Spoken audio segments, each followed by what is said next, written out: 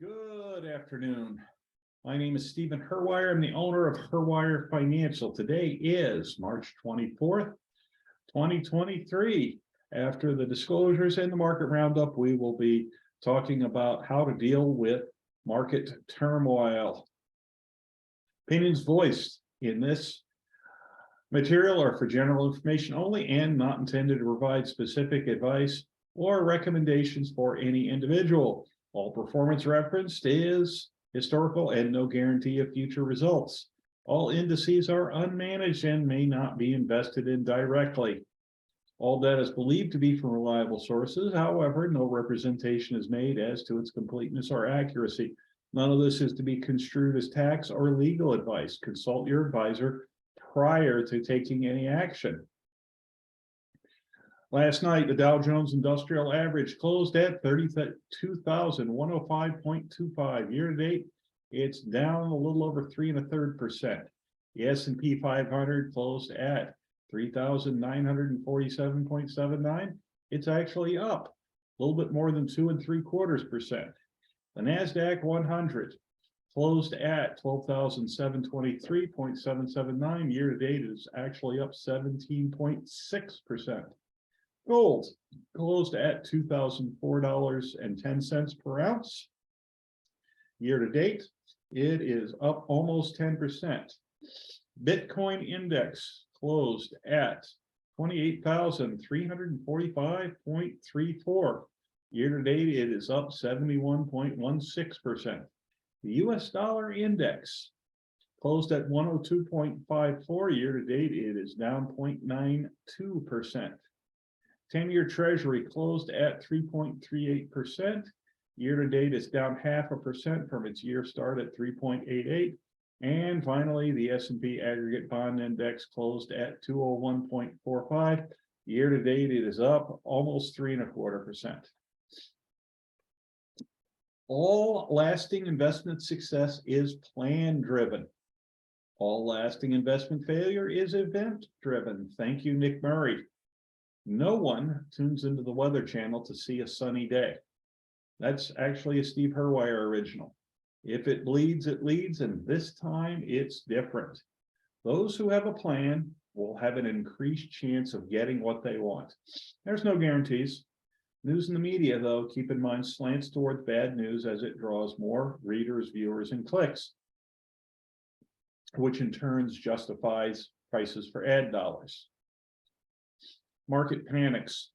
The way to make money, generally speaking, is to buy low and sell high. When your favorite coffee, beer, or whatever commodity you choose is on sale, you go down and you buy more of it.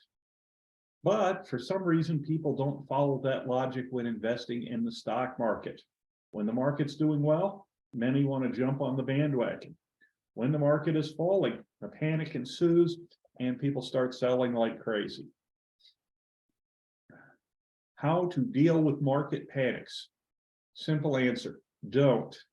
Put your head down, work your plan. If you're uneasy, contact your advisor and they'll talk you through it. If you don't have a plan, get one. And I'll be talking about this in more depth at the end of the meeting, but I can be reached at herwirefinancial.com. I'm licensed in several states and can do Zoom, phone, or in-person meetings. I can help. Call me. Every year, the things you need to buy will be more expensive. You know how much money you'll need to retire comfortably and stay retired comfortably. I can help you figure out that approximate number. Once you know that number, you can formulate a plan to get there.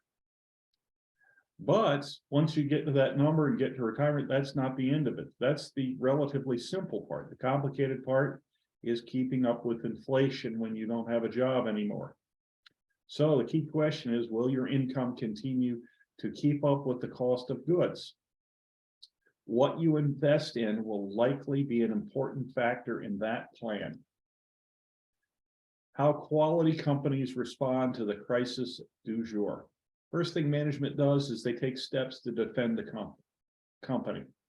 Second, they adapt to the new reality as necessary. Third, they commence growing again. Company leadership does not adapt, they're soon replaced. The fiduciary responsibility of senior management is to the owners of companies, of the company. It's why ownership in quality companies is, in my opinion, critical to the pursuit of long-term goals. How do you own quality companies? It's where your investment advisor or financial planner comes in. And if you combine proper investments with a plan, it will have the potential to increase your chances of success. So a few basics on how to buy quality companies. They can be bought individually. Before I got into this business, I used to do that. It is very time and labor intensive, and I wasn't always right.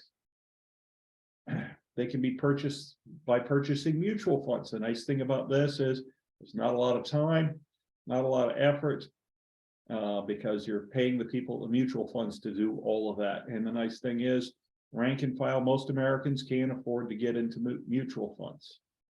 And for those with a little bit more money, still a large swath of American citizens, you can be investing in them through separately managed accounts.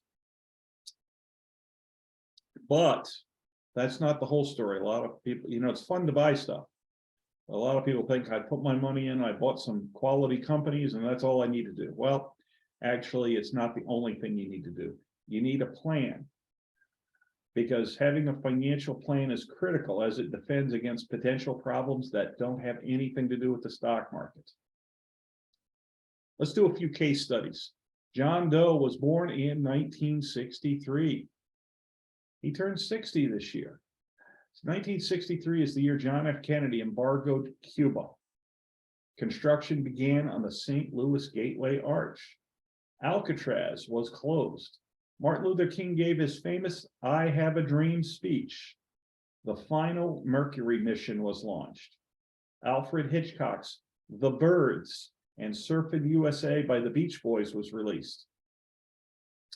The S&P 500 closed at 7456 at the end of the year. At the end of last year, it closed at just a hair less than 3840. That was an increase of 51.5 times.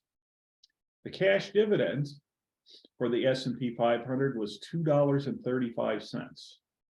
At the end of 2022, it was $68.34. That's an increase of 29 times. Inflation, as measured by the Consumer Price Index, was at 30.6. And last year, it closed at just about 296.8. That's an increase of not even 10 times. It's 9.7 times. So as you can see, just owning quality companies, like for instance in the S&P 500, the value went up way more than that, and the dividends they paid, because that value does not include dividends, was more than enough to make up for inflation. But some people are saying, Steve, I don't have a 60-year time frame. Well, if you're going to retire, you actually have a 30-year time frame. Generally speaking, one or both husband and wife end up living close to 30 years. So let's do a case study from somebody that's a 30-year-old. Matter of fact, John Doe Jr. He was born in 1993, and he turns 30 this year. Bill Clinton, when he was born, became the 42nd president of the United States. The blizzard of 1993, which blanketed the East Coast, and I remember it well, I was in Columbia, South Carolina at the time. Jurassic Park and Sleepless in Seattle were released.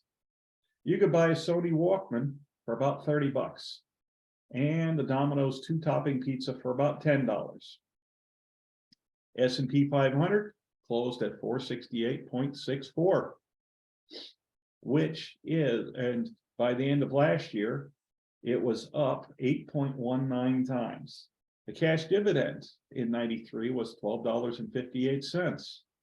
And as I said, end of 2022 was $68.34, which is an increase of almost 5.5 times, 5.43 times to be exact. And inflation was at 145.8, whereas at the end of last year, it was 296, almost 0.8.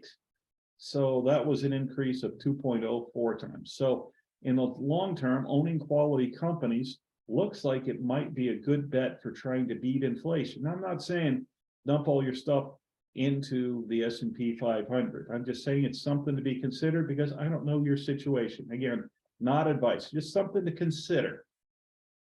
Some key takeaways. Don't let the events in the news change your overall investment strategy. Continue to work your plan. If you don't have one, get one. Call your financial planner and review your plan regularly. Make changes only when it makes sense. And it's usually an adjustment of your goals or a personal situation, not what's going on in the news. Owning quality companies may be a good way to keep up with inflation. Contact me if you have questions. I may be able to help. If you have questions, would like to schedule an appointment, go to my website and click on the schedule an appointment button in the upper right-hand corner. I do in person, I do Zoom, and I do phone appointments. If you want to see more videos like this, go to my YouTube channel. It's that red button, a couple of buttons over from the schedule an appointment button. And if your friends want more information, then follow me on Facebook, LinkedIn, or Twitter. Please like and subscribe to my YouTube channel. And for those who prefer the good old-fashioned telephone, I can be reached at 518-631-2569. Have a terrific weekend.